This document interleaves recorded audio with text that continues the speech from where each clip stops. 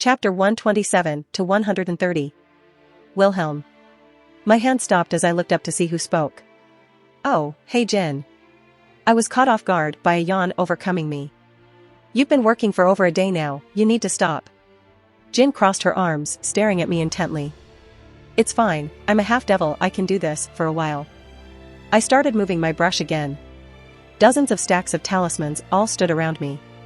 She walked over, yanking the brush from my hands. No. She said sternly. Aren't I supposed to be the master here? I raised an eyebrow. Do I have to tell Meridia? Jin threatened. I opened my mouth, but shut it. Fine. I scowled, leaning back in my chair. I took another look around. There were quite a few talismans ready for use, more than I've ever had before.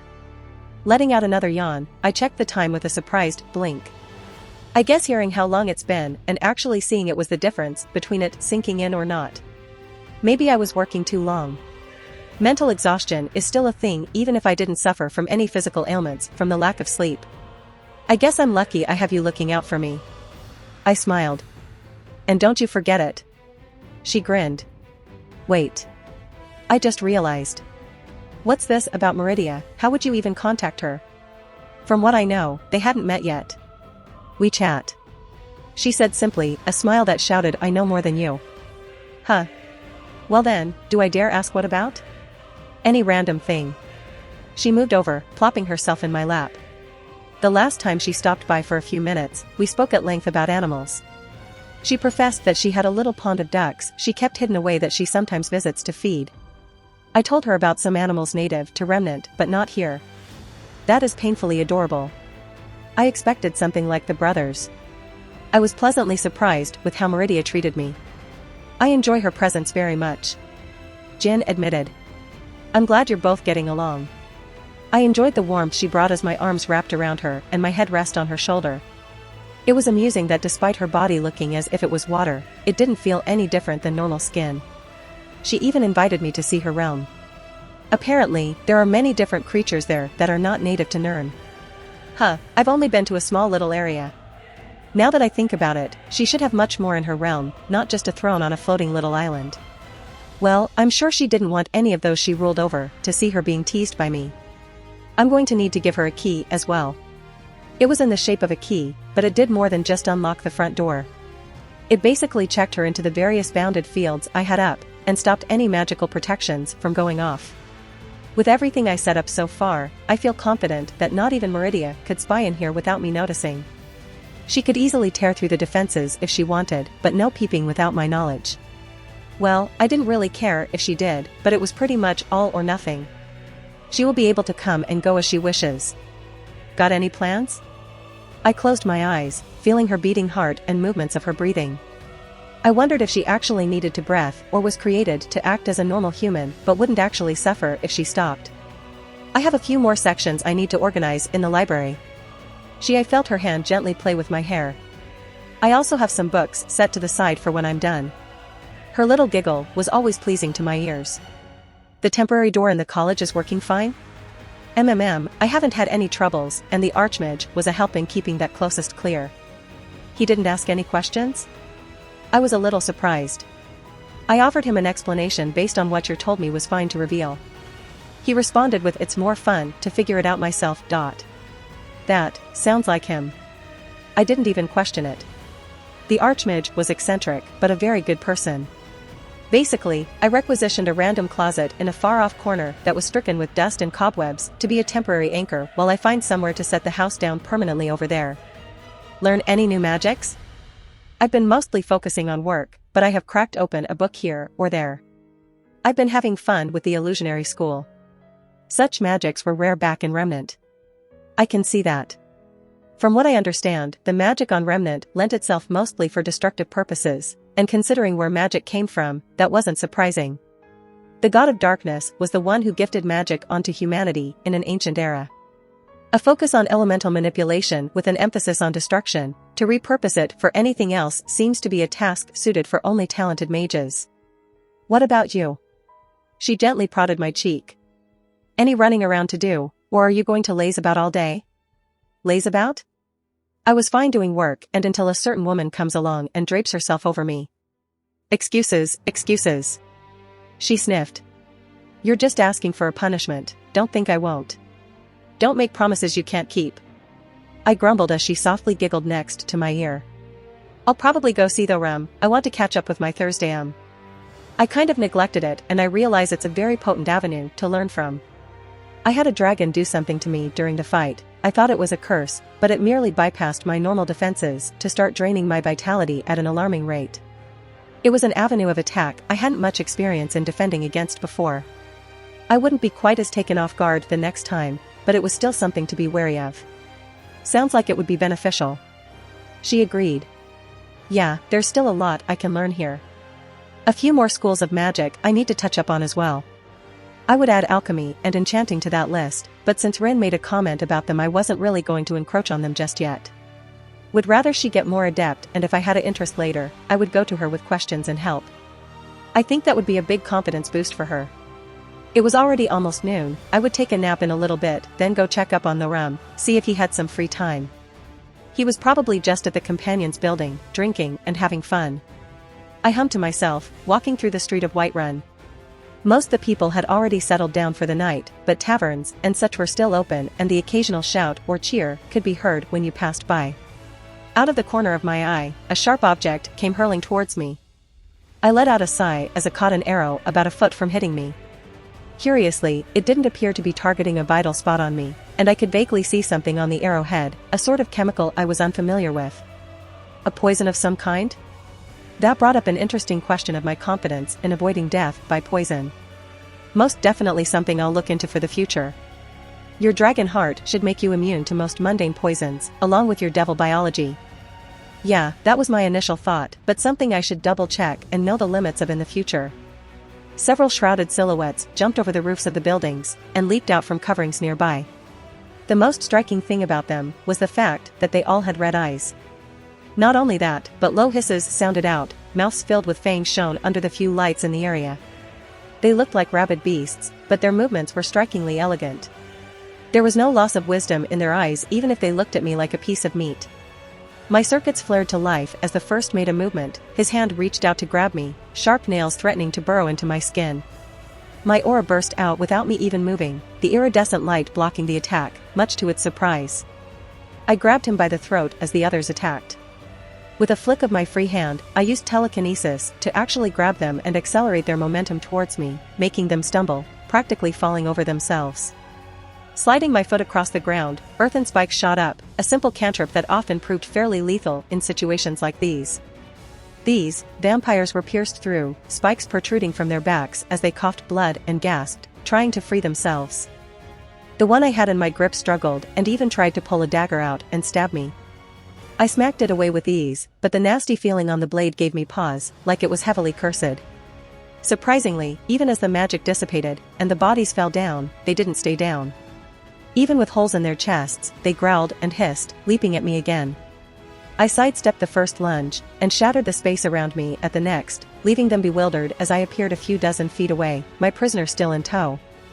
I was analyzing their capabilities. The vampires in this world were actually somewhat interesting, and their origin wasn't too different from the ones back home. The fact that I had intimate knowledge on vampiric species since in many iterations in my previous life, I was a dead apostle. But enough was enough. I snapped my fingers and discharged a burst of ice from below my feet, freezing everything in the vicinity. We were somewhat secluded, so nothing was harmed, no people came running over.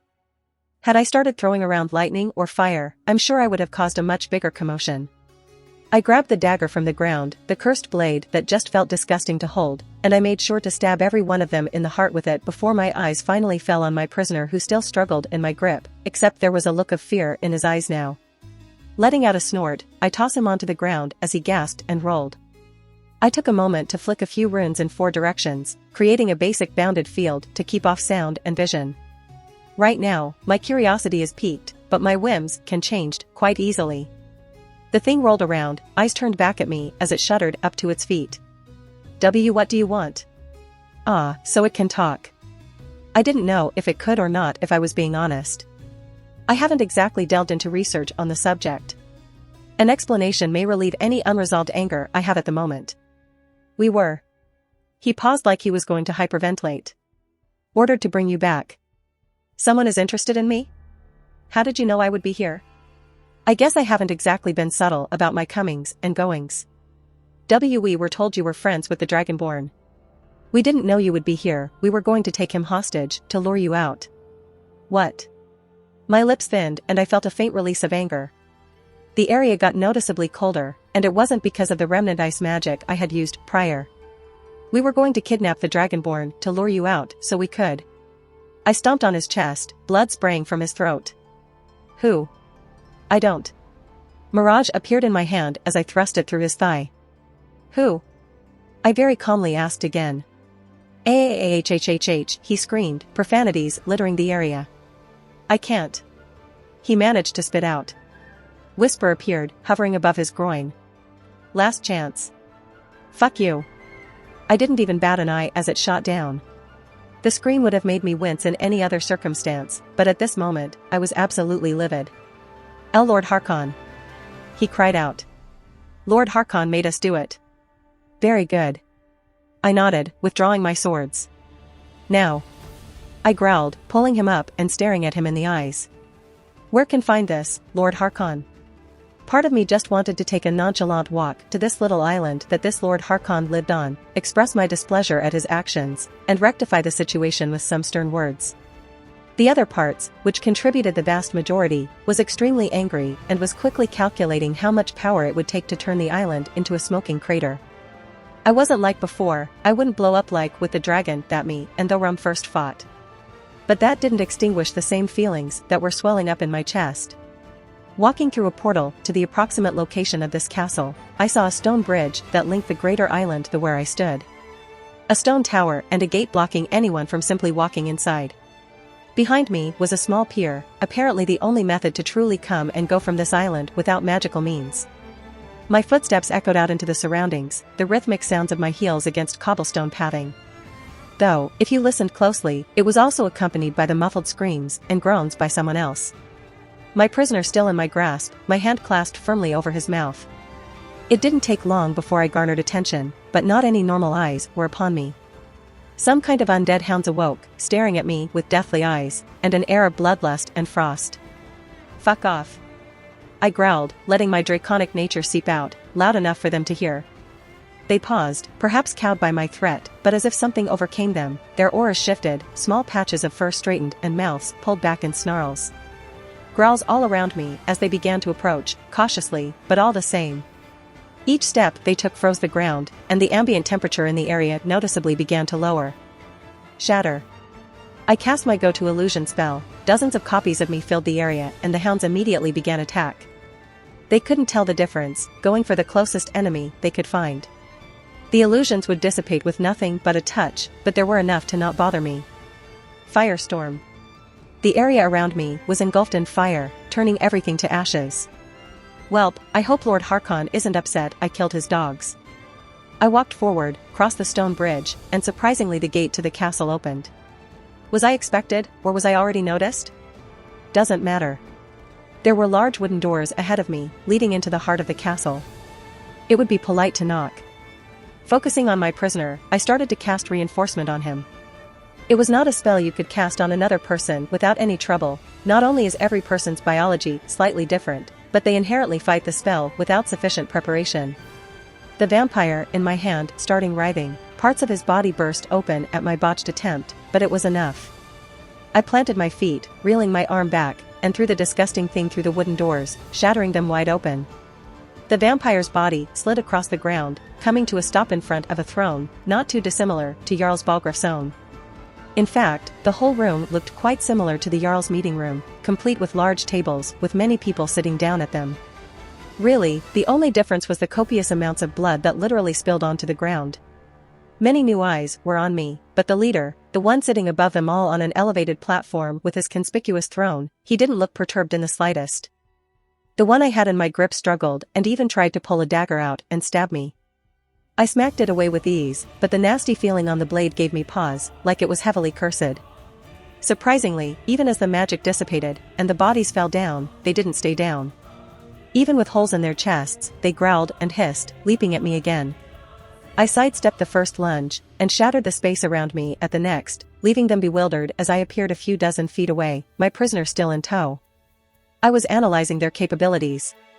The vampires in this world were actually somewhat interesting, and their origin wasn't too different from the ones back home. The fact that I had intimate knowledge on vampiric species since in many iterations in my previous life, I was a dead apostle. But, enough was enough. I snapped my fingers, and discharged a burst of ice from below my feet, freezing everything in the vicinity. We were somewhat secluded, so nothing was harmed, no people came running over. Had I started throwing around lightning or fire, I'm sure I would have caused a much bigger commotion. I grabbed the dagger from the ground, the cursed blade that just felt disgusting to hold, and I made sure to stab every one of them in the heart with it before my eyes finally fell on my prisoner, who still struggled in my grip, except there was a look of fear in his eyes now. Letting out a snort, I tossed him onto the ground as he gasped and rolled. I took a moment to flick a few runes in 4 directions, creating a basic bounded field to keep off sound and vision. Right now, my curiosity is piqued, but my whims can change quite easily. The thing rolled around, eyes turned back at me as it shuddered up to its feet. What do you want? Ah, so it can talk. I didn't know if it could or not, if I was being honest. I haven't exactly delved into research on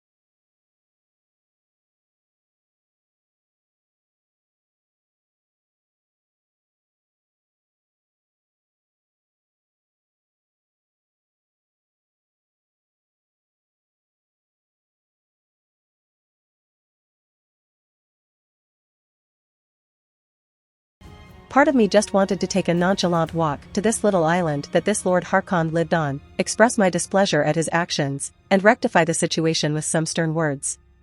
The other parts, which contributed the vast majority, was extremely angry and was quickly calculating how much power it would take to turn the island into a smoking crater. I wasn't like before, I wouldn't blow up like with the dragon that me and Thorum first fought. But that didn't extinguish the same feelings that were swelling up in my chest. Walking through a portal to the approximate location of this castle, I saw a stone bridge that linked the greater island to where I stood. A stone tower and a gate blocking anyone from simply walking inside. Behind me was a small pier, apparently the only method to truly come and go from this island without magical means. My footsteps echoed out into the surroundings, the rhythmic sounds of my heels against cobblestone pathing. Though, if you listened closely, it was also accompanied by the muffled screams and groans by someone else. My prisoner still in my grasp, my hand clasped firmly over his mouth. It didn't take long before I garnered attention, but not any normal eyes were upon me. Some kind of undead hounds awoke, staring at me with deathly eyes, and an air of bloodlust and frost. Fuck off. I growled, letting my draconic nature seep out, loud enough for them to hear. They paused, perhaps cowed by my threat, but as if something overcame them, their auras shifted, small patches of fur straightened and mouths pulled back in snarls. Growls all around me as they began to approach, cautiously, but all the same. Each step they took froze the ground, and the ambient temperature in the area noticeably began to lower. Shatter. I cast my go-to illusion spell, dozens of copies of me filled the area and the hounds immediately began attack. They couldn't tell the difference, going for the closest enemy they could find. The illusions would dissipate with nothing but a touch, but there were enough to not bother me. Firestorm.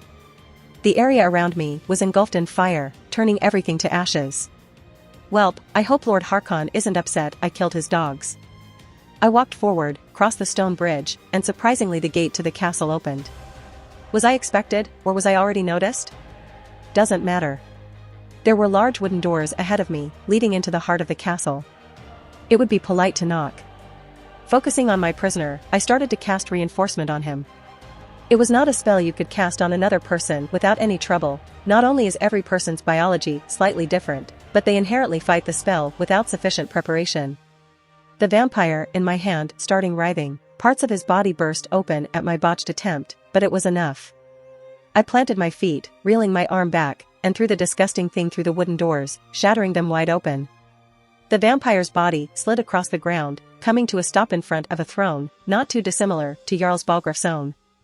In fact, the whole room looked quite similar to the Jarl's meeting room, complete with large tables with many people sitting down at them. Really, the only difference was the copious amounts of blood that literally spilled onto the ground. Many new eyes were on me, but the leader, the one sitting above them all on an elevated platform with his conspicuous throne, he didn't look perturbed in the slightest.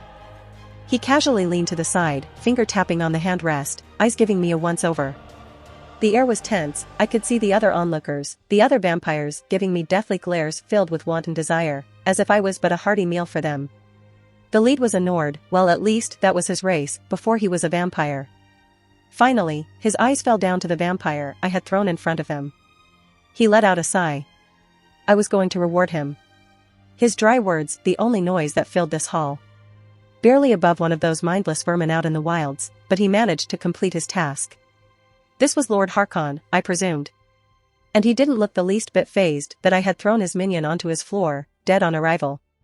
Yes, I have received your gracious invitation. I drawled. But I wonder if I've come to the right place. I visibly swept my gaze around the room, making eye contact with all the residents, not faltering at their inhuman looks. I walked forward near one of the tables, within arm's reach of another vampire, but he didn't react, just staring at me. I ran a finger along the table, a noticeable amount of blood now dripping off my skin. When I heard the name Lord Harkon and came upon this castle, I expected elegance, regality, resplendence. I paused my words again, meeting back up with Harkon's gaze. But all I see is squalor and filth. And I'm not speaking of the horrid unkept nature of your castle. Harkon gripped his armrest tight, enough that it noticeably began to indent in his grasp. The closest vampire to me leapt, hissing and growling. I didn't bother even giving him my notice. Mirage already swung out, and his head rolled on the ground before anyone could react. At least he had the decency to clean up after himself, turning to ash in mere moments. The sound of wooden chairs scrapping against the stone floor filled the area as they all pushed out of their seats, about to attack me. I welcomed it all the same, but they stopped when Lord Harkon put his hand up. "Child, watch your tone." Harkon growled. "Do not think, because you have slain a dragon, that you are beyond reproach." "Oh no." I put my hands up in surrender. "I think there's a misunderstanding. I don't think myself beyond reproach. If I did, I wouldn't have some group of idiots thinking it was a good idea to kidnap my friend in an attempt to lure me here."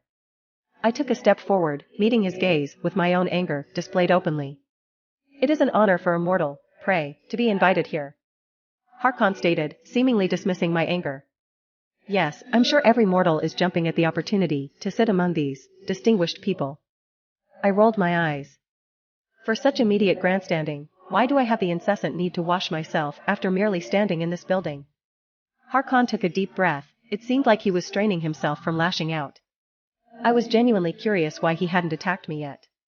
He seemed like the kind of person who would kill at the smallest slight. His eyes glowed faintly, filled with power.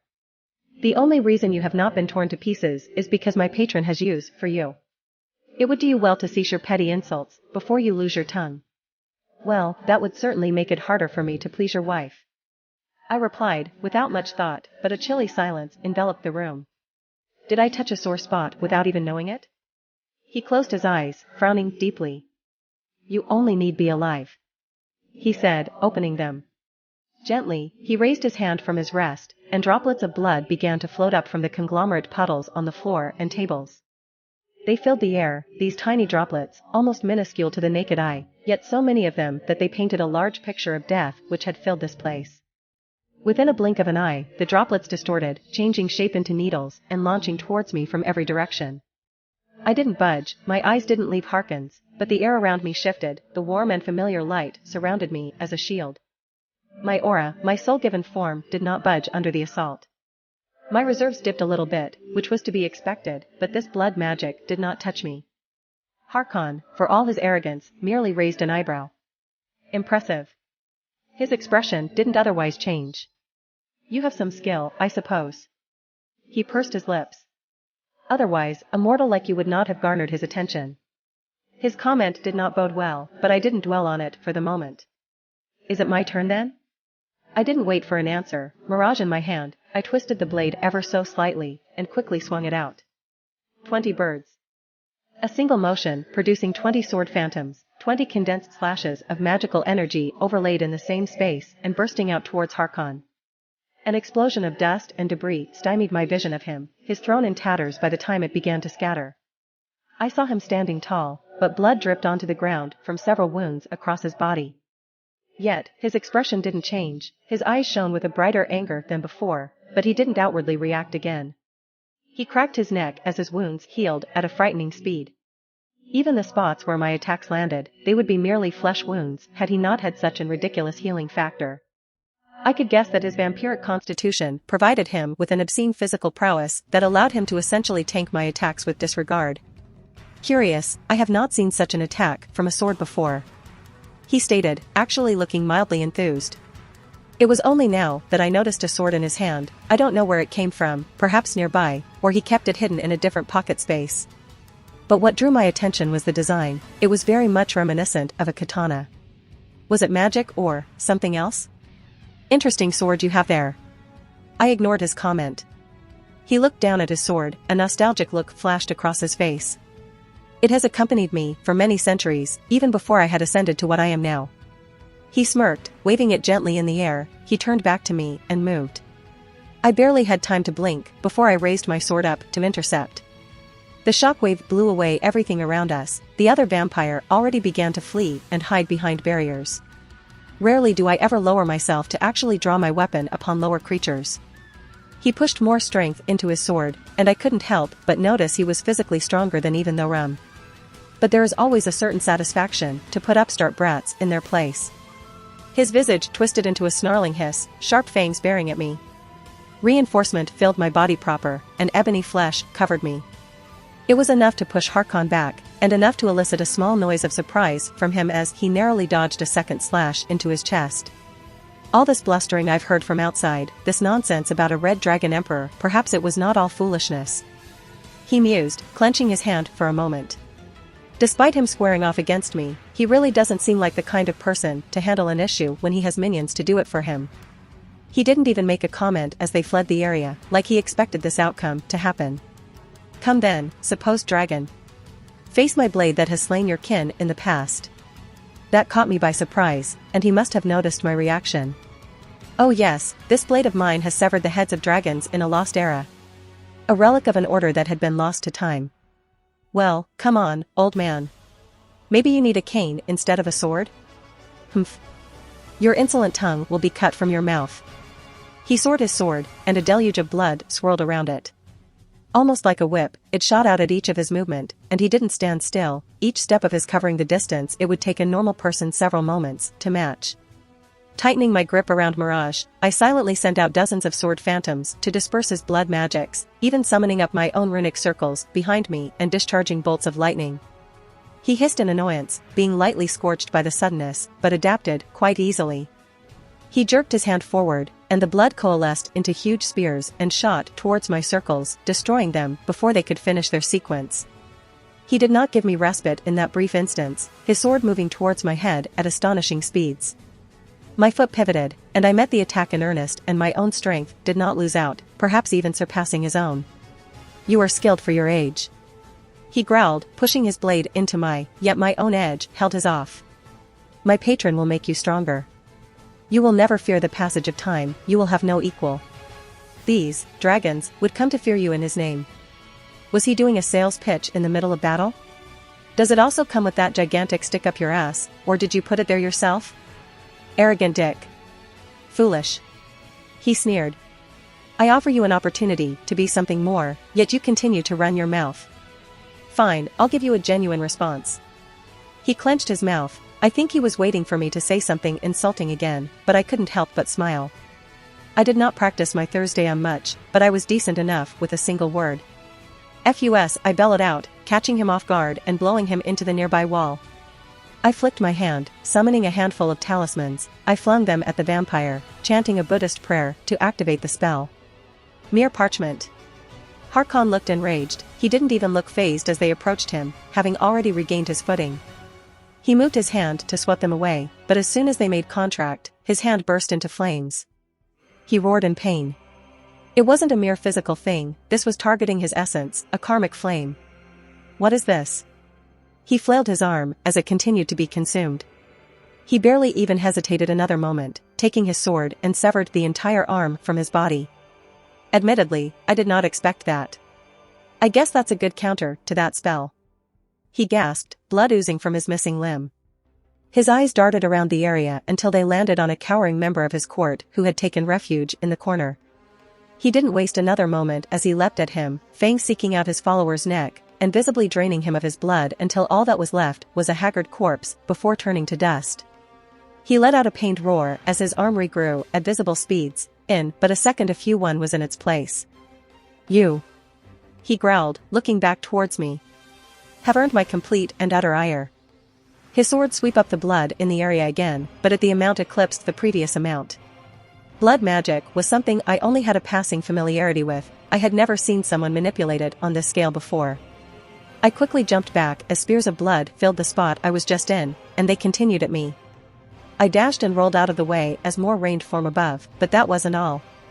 Harkon's sword filled my vision. Having predicted my movement, I was forced to block. My free hand shot up and cast a greater ward. Foolish, do you think a ward spell can block blood magic? He sneered. My eyes widened as they treated my spell like paper, piercing through and colliding with my aura. The numerous spears of blood pushing into me, and I felt myself colliding with the wall on the opposite side of the room. I stood up, pushing a few stones out of my way. A little bit of blood dripped from my mouth. Well, learning something new every day. Naive child. Your inexperience is obvious. Any competent mage would know that blood magic does not work of the same magica principles as traditional sorcery. He took the opportunity gloat. Allow me to show you the power you scoffed at. He waved his arms, and all the blood on the ground swirled until it turned into a magic circle. Dangerous. I had no idea what he was doing, but my instinct was screaming at me. Time to kick it up a notch. I muttered as my other swords burst out of my ring and I grabbed for Dawnbreaker, slamming it into the ground. A massive burst of light burned away all the abominable magics, and Harkon reeled back in horror. The magics he quickly summed up manages to shield up, but even they were torn apart before the light died down, revealing a scorched Harkon, coughing up blood. You're not the only one with a patron.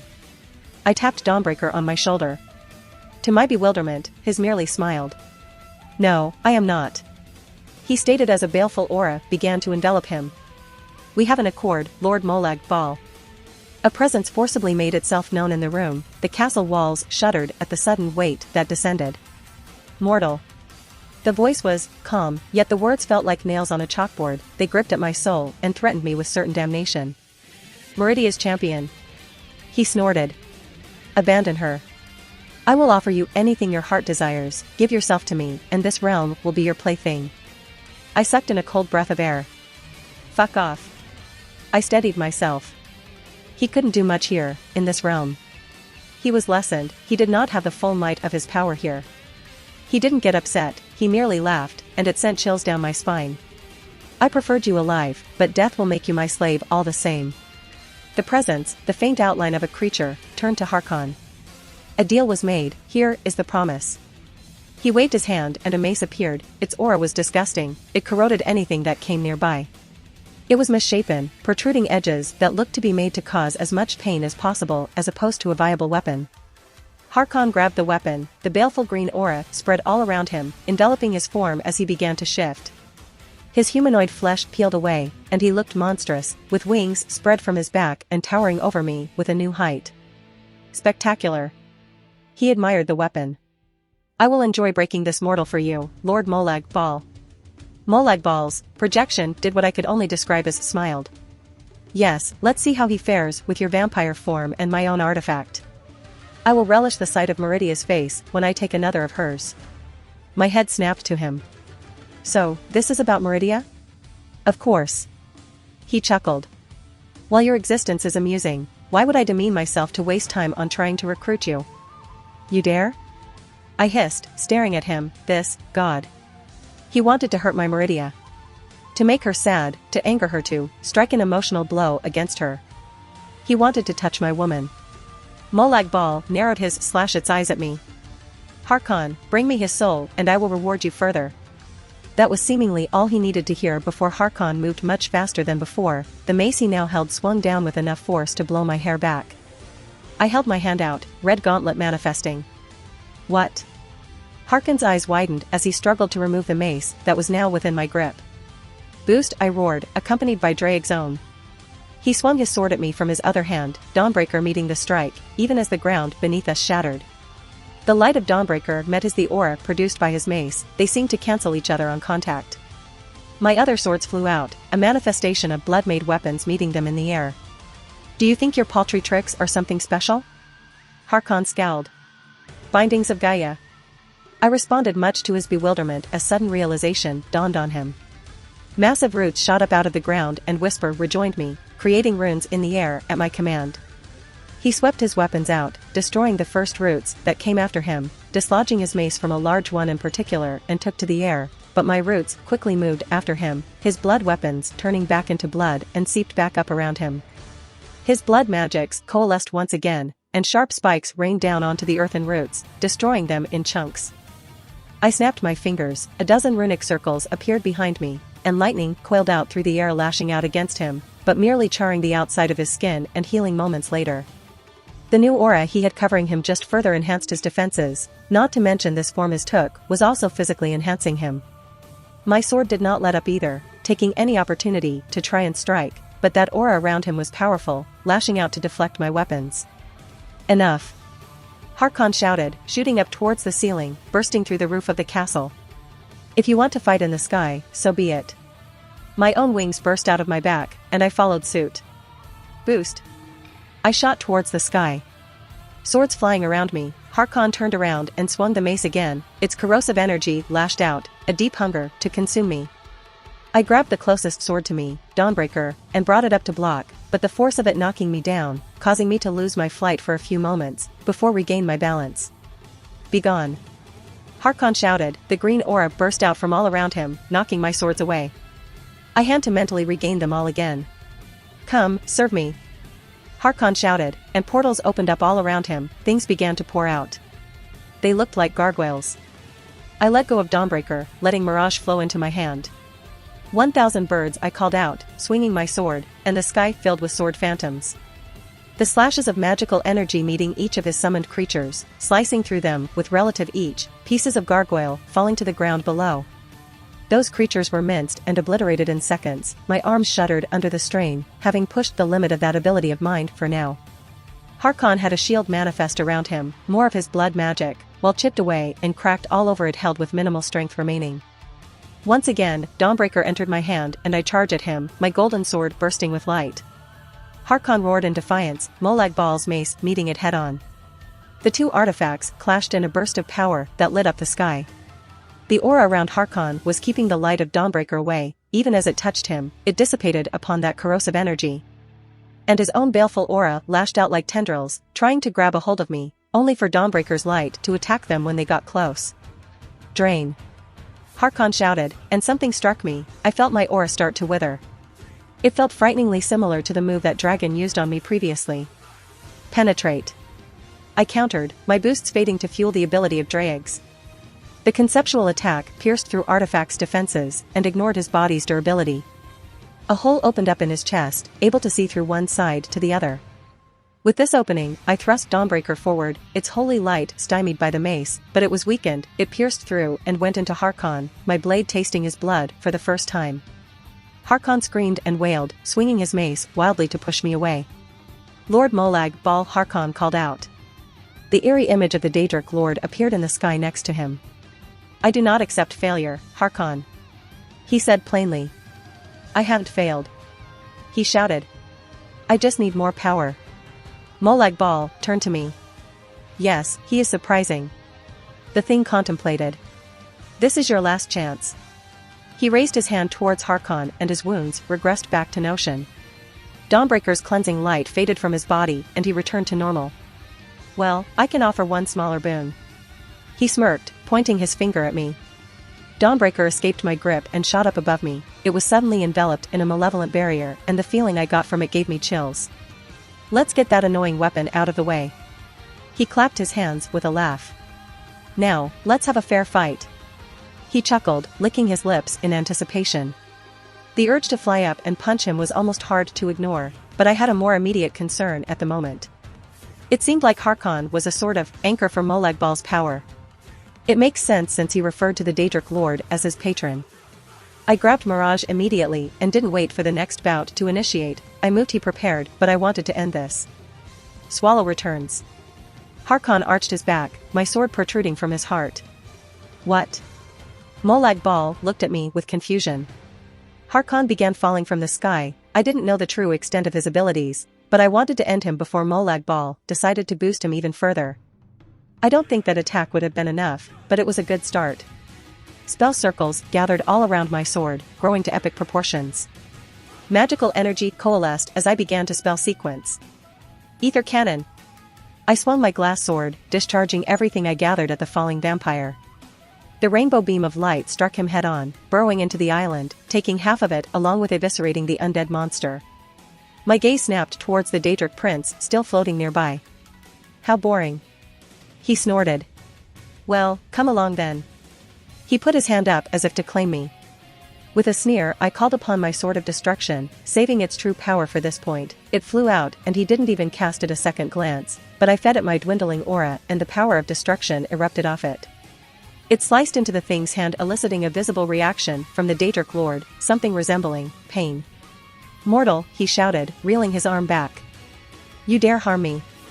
The sky turned at his words, the visible reality around us somewhat distorted. I'll do more than that. I growled, calling the sword back to me. The ability that could only be active 3 times a century. I aimed my sword at him and swung again. Destroy. A roar that shattered reality around me. The sky turned different colors, parts of the terrain shifted as if another world was encroaching here, but I pressed into him. If this was his true self, I knew for a fact that this would have been nothing, but he had to lessen himself to come here, to lower himself to exist in this plane. The divine weapon bore into him, and he only realized what I was holding for the first time as the concepts began to eat away at whatever this part of him was. You dared to go after my woman. I sneered. Even with this, I didn't think it would do anything meaningful, but if his roars were anything to go by, it was certainly painful. He was fighting it, quite thoroughly, to the point where it finally gave out, but I wasn't perturbed, because a new presence joined up. Molag Bal. A very familiar voice caused the air to vibrate. Meridia. Molag Bal's surprised tone greeted her. She didn't respond, a resplendent light building up as she let it out towards him.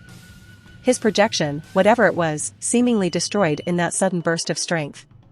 Well, at least I thought so, because a sigh filled the area, the tone of Molag Bal. Did you enjoy my present, Meridia?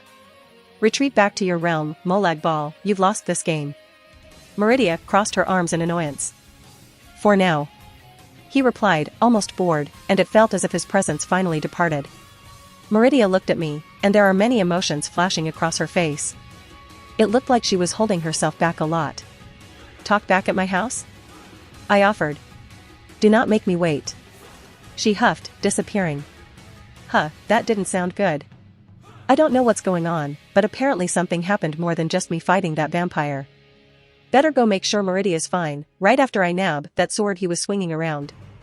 I let out a long breath, looking around the rubble that was Harkon's castle. It had a name, a more grandiose one that was probably intentionally hard to pronounce, but I didn't care to even consider it. Perhaps I was being a bit dramatic. There was a large hole that caved in probably half the structure, but otherwise it was somewhat standing still. I was tired. I took a moment to let the fight replay in my head. It was a strange thing, to be so calm and peaceful among this place littered with corpses. Well, they were vampires, not that I immediately assign a monster status to the species, but this lot elicited no remorse from me. Whether any got away or not, I don't know. But many seemed to be waiting for an opportunity, perhaps to kill the victor and claim everything themselves. Regardless, there were no other living beings on this island other than me. Harkon was surprisingly strong. Easily stronger than those two dragons, maybe even by several folds. He was skilled too, his movement with his sword shone with experience that required many years to achieve. His mastery of that blood magic, it was impressive. I've never delved into the subject, so it left a small impression on me.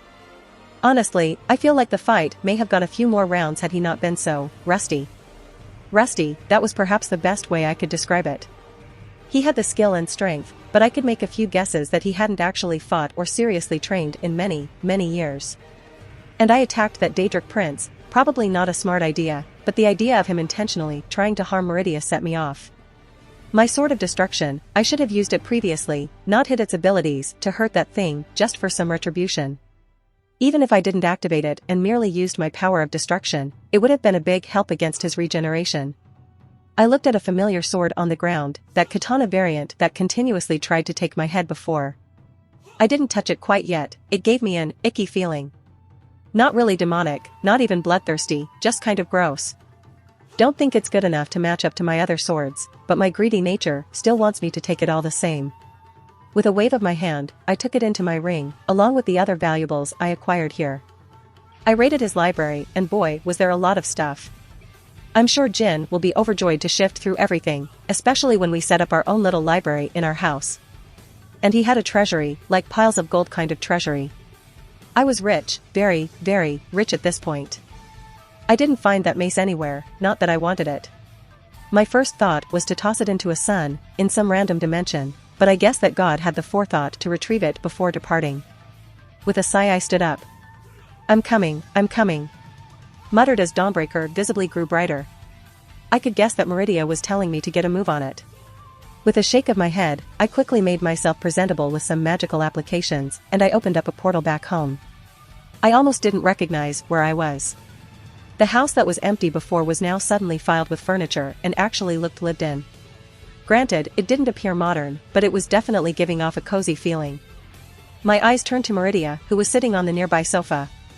Jin really moves quickly. I whistled, eyeing the place. I lent a hand. Meridia said calmly. I blinked at that, opting to take a seat next to her. She did say you two have been chatting. Meridia seemed out of it, for lack of a better term. She has an interesting perspective. Merida replied, not elaborating. She gave you a key too? Yes, I asked to borrow it. Does that bother you? Nope, not at all. I gave her a smile. I intended to give you one. I just wanted to make sure my defenses weren't broken. Your defenses? She pursed her lips. They are adequate, I suppose. Well, I don't expect them to hold back someone on your level, but at the very least I don't think you'd be able to look inside without my knowing. Meridia didn't outwardly react. It's as you say. Meridia. I scooted closer. What's wrong? I am distressed and I don't know how to feel. She glanced at me then back at the ground. I should be overwhelmingly angry at you, doing something so foolish as to attack Molag Bal like you did. I let out a sigh. I may have not thought that through properly. But what happened? I assumed that you would have popped up as soon as Molag Bal made an appearance, especially with Dawnbreaker in my hand. Meridia briefly snarled, before evening her expression. He managed to play a small trick on me, preventing me from interfering. I appeared as soon as I tore down the gift he placed. It prevented any other of our kind from approaching the island. I see, it was a trap from the get-go, not just for me. I ran a hand through my hair. What's the chance he's already making another move? Unlikely. Meridia pursed her lips. He expended a large amount of power, he will not be able to manifest anything onto Nirn for many months. It's difficult to explain the shackles places on us here. Only the smallest bits of our power can fit through the net that covers this world. You could say he expended the allowance he was provided by the laws here, and he's currently destitute. I tugged on her gently, she allowed me to pull her in close. I keep worrying you, huh? She let out a small huff, but otherwise didn't object to my statement. I was able to watch. She said quietly. To say I did not enjoy you getting angry on my behalf would be a lie.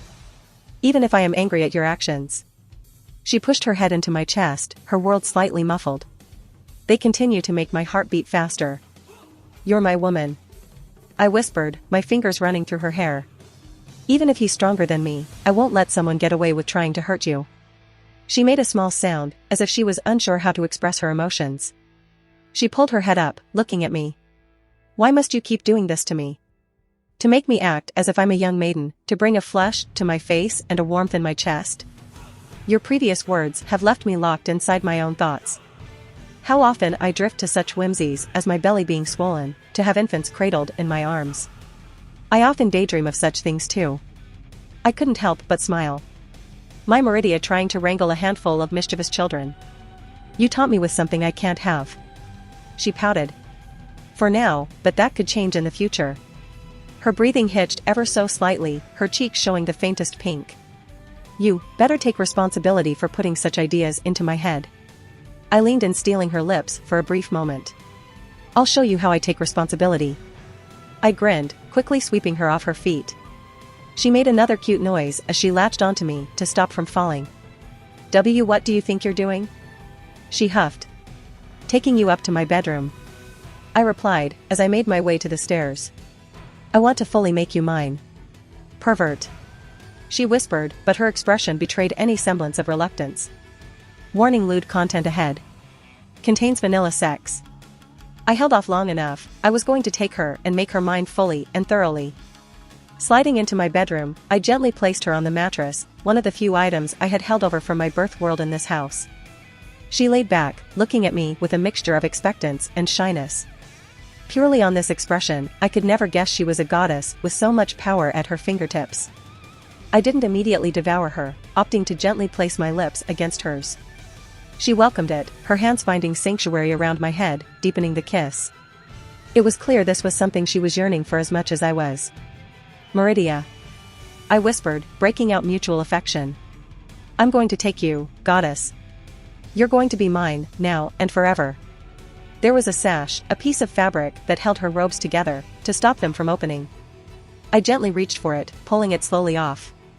Her breathing picked up as I pulled it free from its confines. Her clothing having nothing else to keep it secure, I began peeling it away. I admired everything about her, the sight burned into my memory forever. Her breasts bounced lightly as the fabric was pulled away, revealing her nipples already hard from arousal, but I didn't stop there. My eyes trailed down, and my hand reached for her milky white legs. "Are they everything you thought they would be?" Meridia tried her best to look composed, but the red cheeks were throwing it off. "Your constant perversions about my legs, they are available to you now." I gave her thigh a squeeze, earning a small yelp from her. "Absolutely beautiful." I kissed her thigh, and continued to every few inches, slowing moving upwards. Every inch I moved up, she shuddered, like a shock going through her body until finally, her legs began to spread open, revealing her most sacred place. She had just the tiniest bit of hair on her mound, the same golden blonde that matched her head. Gently, I moved my hand to trace around her entrance, my thumb brushing against her clit. I continued to caress her inner thigh, and lightly touched around her opening, enough that I noticed her arousal apparent. Looking at her content expression, the way her mouth hung slightly ajar, it emboldened me to continue, and I gently pushed a finger inside. "HN." She let out a small noise in response, her breathing slightly picking up. I watched her reactions, as I slowly moved within her folds. Her visible shudders and jerks at each movement, until I found her most sensitive places. "Ah." She breathed out, looking at me with a full flush and embarrassment on her face. She quickly turned away when I met her gaze. "Go slowly," she muttered. Her response made me question if she'd ever done this herself before. Her walls clenched around me as soon as I pushed inside, and as if they did not wish to let me go. The way she was subtly shaking her hips made me realize how much she was anticipating this. I began to pick up my pace, earning more light moans from my otherwise stoic woman.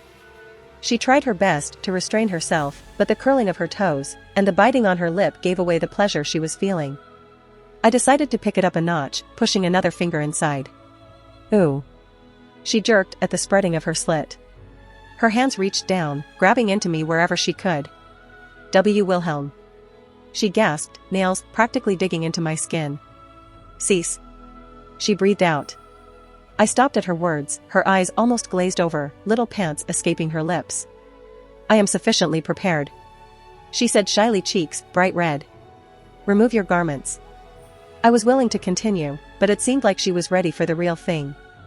I started to undo my buttons, but her hand suddenly shot up, grabbing my tie and pulling me down into a passionate kiss. It quickly evolved as her tongue met mine for the first time. Her hands were not idle, grasping at the remainder of my buttons and forcibly pulling them apart. I didn't wish to break the kiss, so I quickly discarded my shirt, only for her hands to start roaming over my bare chest. I returned the favor, reaching out and gently caressing her breasts. It didn't take much for her to moan into my mouth, clearly unused to physical stimulation. I rolled one of her nipples between my fingers, giving her other breast a squeeze. A visible shudder ran through her body as she jolted in my grasp. Her own hands started to wander as well, one of them reaching between my legs to feel my member already standing up. My hands only stopped to start undoing my belt. Ever helpful, she yanked my pants away without a second thought. As bashful as she was being, there was a certain ferocity in her motions. Are they all supposed to be this large? She gaped, her hand running along my swollen member, just as it was freed from my briefs. I twitched in her grip, maybe it was from her touch, or the confidence boost she just gave me. Meridia. I whispered, her hand gently moving up and down, not too hard, but enough to have a jolt run through my body. She seemed to find the perfect pressure to elicit a response from me while also not being painful. If the small smirk on her face was anything to go by, she quite liked the reaction she was receiving. After a few more moments she paused her movement, letting go and allowing herself to fully fall back. Come to me, Wilhelm. She opened up, her legs spread and inviting. Claim me as no one else has. Her arms wide open. I didn't need to be told twice, I was already as hard as I could be. I leaned into her grasp, my cock lining up with her entrance. Her arms wrapped around me tight as I eased forward. She made a small, pained noise as my tip pushed into her, but made no motions to stop. My member slowly continued forward, her wet walls clenching tight around my shaft at even the tiniest movement. I didn't push myself all the way in, instead pulling back and thrusting a little forward again, easing her into it. The feeling was hard to describe, the pleasure was immense, as if her insides coiled around me and refused to let go. I don't know if it was my devil nature, but the feelings were much more intense than I could recall in my last life. Every movement was ecstasy, her moans only served to exuberate the pleasure. Her hands found comfort digging into my back, squeezing at each thrust. And with each movement I pushed deeper and deeper into her until finally, my cock was filling her to the brim. Her soft moans turned into longer mewls, and she no longer attempted to hide them behind her normal facade. Ah, she let out, voice filling the room, and head placed on my shoulder. HNN, huh? She was lost in the intimacy, her own hips seeking to meet each of my thrusts. Wilhelm, more. She called out. Meridia. I answered, our lips locking once again. Her tongue was attacked immediately as I entered her mouth, swirling them together. I wasn't going to last long at this rate. My hands found her own, as if an unspoken agreement, they interlocked tightly. Wilhelm, she gasped, her back arching, a silent sound released from her throat.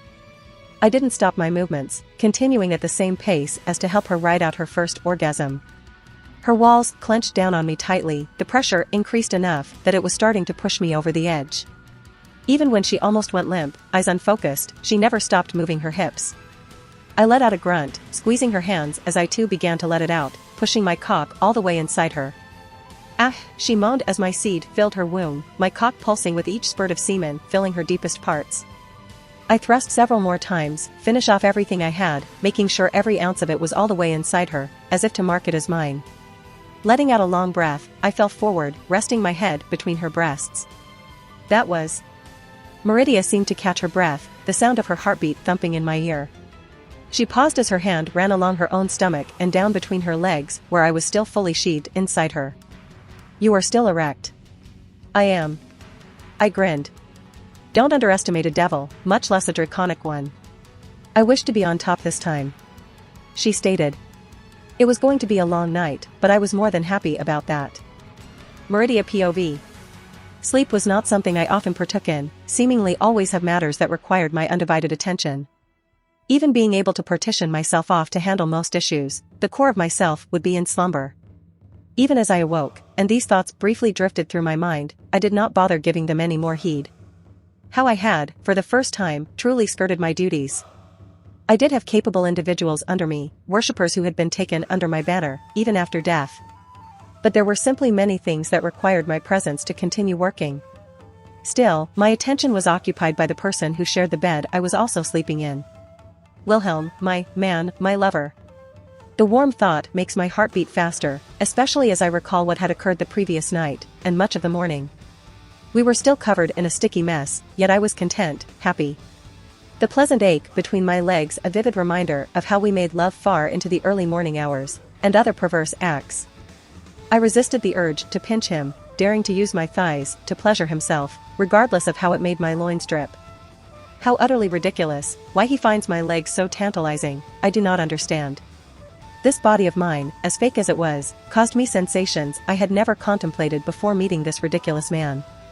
I had created it eons ago, a whim as I wanted to understand mortals better. I spent many days decided how I wished to appear upon my followers, my faithful.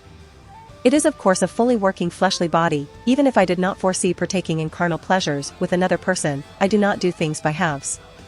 This body is not me, but I may have come to think of myself as this body. And never before has someone gazed upon this nude form of mine, and now a single person has that honor. Humph. My ridiculous lover, he truly does not know how lucky he is. How many wish to earn even a second glance from yet he will commit perversions upon me without any hesitation. For any other being in existence, I would have destroyed them.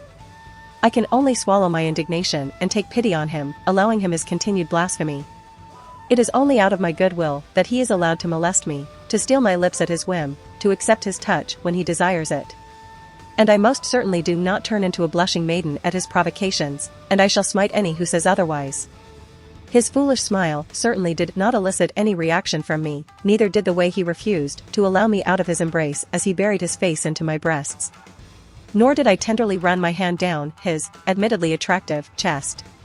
He stirred from his slumber, opening his eyes and giving me a bright smile, with a hint of his cockiness.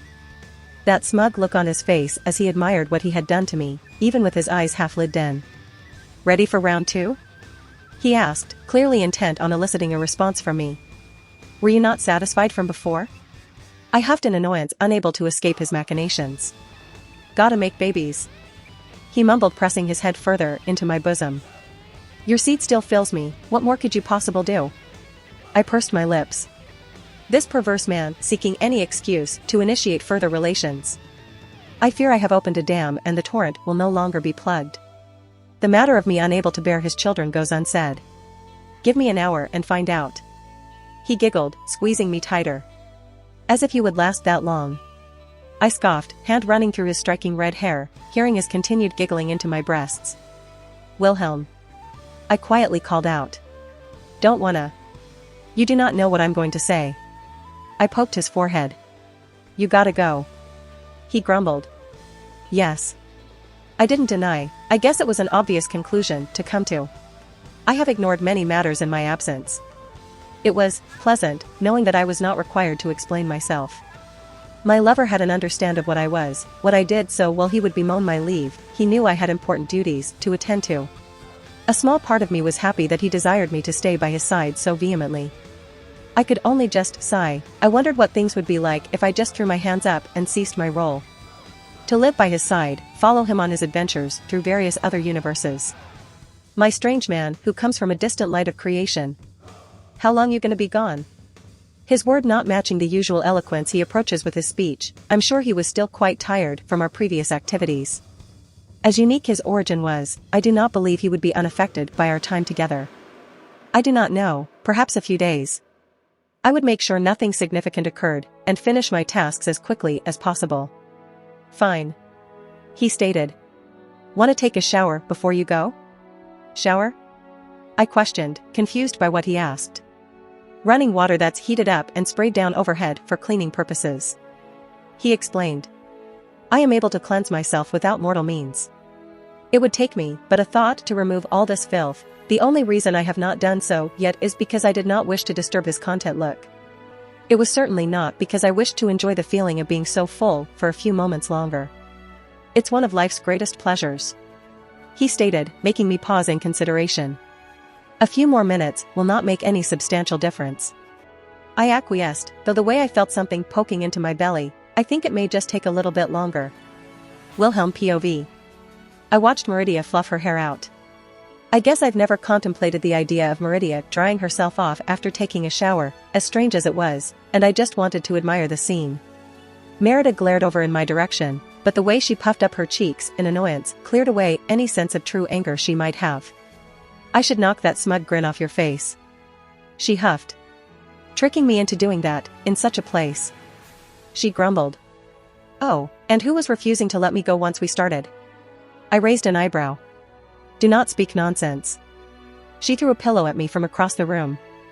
In the moments I caught the pillow and tossed it to the side, Meridia was already dressed as she had been before last night. I walked up wrapping my arms around her, even with her annoyance she accepted quite readily. If you need me for anything, I'm always here. She looked at me quietly, a contemplative expression on her face. I appreciate the gesture. She settled on, and I knew that was something along the lines of you will not be able to help. I wasn't offended in the slightest, but I wanted her to know I was here for her if she really did need anything. We need to have a discussion about certain things later, when I have more time. Is there something wrong? No, it's just, now you are in the sights of the other lords, Altist of Molagbal, I wish you to further understand. She said quietly. And for some reason you still deem it appropriate to extend this relationship with a being known for his slavery and torture comes after you because of me. She snorted. I wonder if he'll be able to put two and two together based on what I said. I may not have planned that out well. Molagbal is many things, stupid being among them. But he will come to certain conclusions rather quickly, even if the correct one is not the one he will first assume. Ah, he won't think you're my woman, but that I'm some kind of boy toy? I chuckled. Must you say it in such a way? She huffed. I suggest you not venture near any of his claimed lands, or his worshippers. He will have more power among his followers than out here in the open. I do not recall any meaningful encampments in Skyrim beyond those vampires, so we should be safe from his meddling for the time being. I planned on either being with Thorum or the college for a bit. Truthfully, I felt kind of off since the battle with Harkon. Replaying the fight in my head, how rusty he appeared when truly fighting, it made me come to some conclusions myself. Good. She nodded. I will keep an eye on Artoria and Rin. You're the best. I beamed at her. Humph, I am merely keeping my new harem sister safe. I blinked at her statement. Did Jin teach you that term? It definitely sounds like something she'd say. Yes, Jin has been helpful in understand different terminology you are used to. Oh sweet Christ, what's Jin telling her? Now, I must truly leave this time. She stated. Kiss? I asked. She rolled her eyes, but the smallest quirk of her lips betrayed her once again. She leaned in, for a quick kiss, merely a moment before we separated, but it relayed much affection. I'll miss you. I smiled. And I you. She returned, much of her embarrassment having faded since the first time we uttered those words. With one last nod, she made for the door, disappearing outside as to not blow through my defenses. What a woman. Well done. Oh, I forgot about you. And my feelings are now hurt. Yeah, okay. I sighed. What's up? Nothing, just wanted to congratulate you. It's not every day a boy becomes a man. Oh fuck off. He. Drake practically giggled to himself. I forgot you're basically a voyeur. Honestly, I'm surprised I didn't hear you act up last night. I scoffed. Did you expect me to start giving commentary? Drake laughed. Or maybe some words of encouragement? Go Wilhelm, go. Show her the power of the Red Dragon Emperor, woo. Oh. My. God. I sighed. Nope, it's Drake. To give up the boosted gear, or not to give up the boosted gear. I tapped my chin. Oh, stop being a little bitch. I think I felt Drake roll his eyes. I grumbled, but ignored his comment. Drake, I was thinking about some stuff, have I gotten complacent?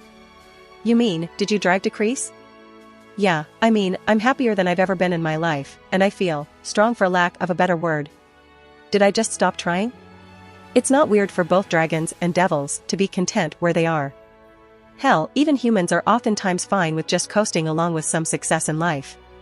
If you were happy to stay as is, I wouldn't make a comment. I forget sometimes that Drake isn't here to hold my hand and carry me through life.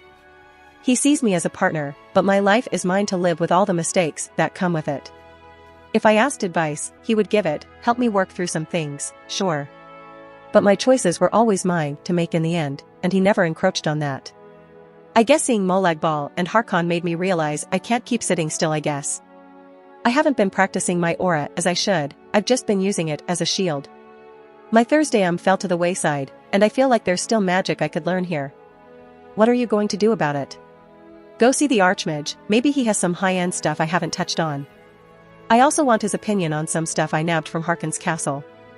I guess I wouldn't mind donating a bit to the college as well, maybe keep their prices down since some of this dragon shit is my fault. I paused, running a hand through my hair. I don't know how much talent I actually have in utilizing the Thursday but it's an avenue I should pursue, seeing how it operates similarly to my primordial runes. The shout that Thorum used to move so quickly, that definitely caught my interest. I need to push myself in training as well. I do my exercises, but I need to take this opportunity to really push my body when I have the chance. My potential hasn't been realized yet, my physical capabilities still are not at the peak of what a devil can achieve. Well said. I had another firm resolve in my chest.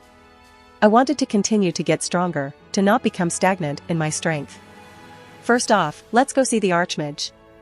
I actually didn't just use the kaleidoscope to go right in.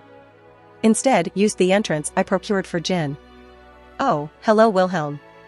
The Archmage greeted me, a strange contraption pointed at the door. Sup? I blinked at the thing he was tinkering with. Whatcha doin'? I asked. Not much, trying to figure out how this door operates. I've tried 17 different theories, and all of them proved incorrect. He seemed giddy. I have high hopes for this one. Honestly, it sounds like he was having a lot of fun. With everything going on right now, I'm sure he can't really leave the college and probably feels cooped up. Well, I don't really care, he's not hurting anything and I trust this man. If he actually asked me for my secrets, I don't know if I would deny him. You seem in a chipper mood. How were the dragons? He idly asked, continuing his tinkering. Not too strong. Thorum could have handled them without me, but it was interesting to see their application of the Thursday There was one shout that took me by surprise, targeting my vitality, which was a noticeable hole in my defenses. Oh yes, I can imagine that. He rubbed his chin. Not many take precautions against such esoteric effects. Those kinds of attacks are mostly used with blood mages, or their kin. If you ever come across a vampire, be sure they don't drain your vitality by surprise. Huh? What? He looked up at me. Speaking of vampire. The Archmage paused, staring at me. What did you do? Why do you automatically assume I did something? Wilhelm. His lips thinned. There's a thing called a pattern. I opened my mouth then scoffed. I hate that I can't argue with you. Indeed. He smirked. Now, what happened? Ever heard of a vampire by the name of Harkon? Why yes, I have heard of the strongest vampire in Skyrim, whom I have personally had to return the head of a vampire to because he sought out something in my library by turning one of my students into a thrall. He deadpanned. Oh, well that makes things easier. Does it? He asked, skeptically. He's dead, so you tell me. The Archmage let out a long sigh, reaching his hand out and summoned forth a bottle of mead, once again, downing it with vigor. That can't be healthy. I pointed out. Neither is your existence in my life, but here we are. I couldn't help but laugh, one shared by him. I do hope you were not harmed. The Archmage stated. Nothing significant, even if Molag Bal showed up to lend him a hand. I had to stop myself from growling. I was just a pawn to strike a blow at Meridia. I guess they saw me waving Dawnbreaker around and put two and two together. Ah, yes. The conflicts between your paramour and the Lord of Rape are well documented. He didn't seem fazed by what I said. He should have been a master blood mage. I'm curious how the fight went. I won, but it felt like he let himself go, kinda rusty all around if I were to be honest. Well, I won't say it's a shame, but I do so wish his magics were passed down to someone not so arrogant, genocidal, stuck up, vampiric? I offered. Quite. He pursed his lips. If it makes you feel better, I rated his castle of everything important, including his library. That does make me feel better. He perked up immediately. I don't suppose you would be willing to share some of the tomes hoarded by that old vampire? Sure, I was going to have Jin sort everything, set up my own little library. Anything of importance I'm sure we could duplicate, so the library has some copies as well. Though, I wanted to make sure nothing too absurd is made readily available. Wilhelm, do you really think I allow free access to the most powerful and self-destructive spells allowed to beings of our caliber? So you do have a hidden stash. I raised an eyebrow. Of course. It's not so hidden though, once a member of the college reaches a certain level and maturity. He looked at me intently. I allow them to peruse.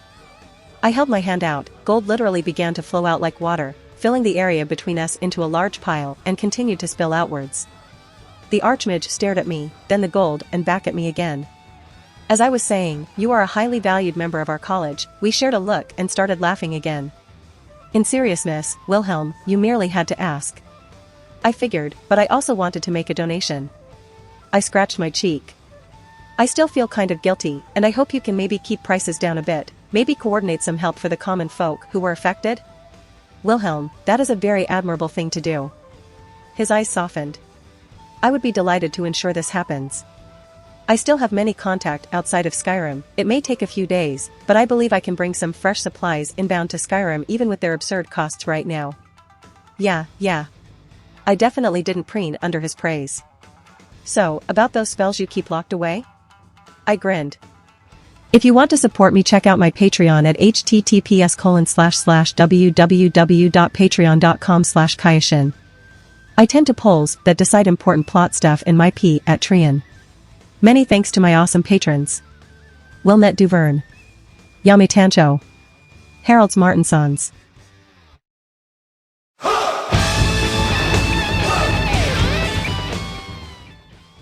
If you liked the content, don't forget to like and subscribe to the channel.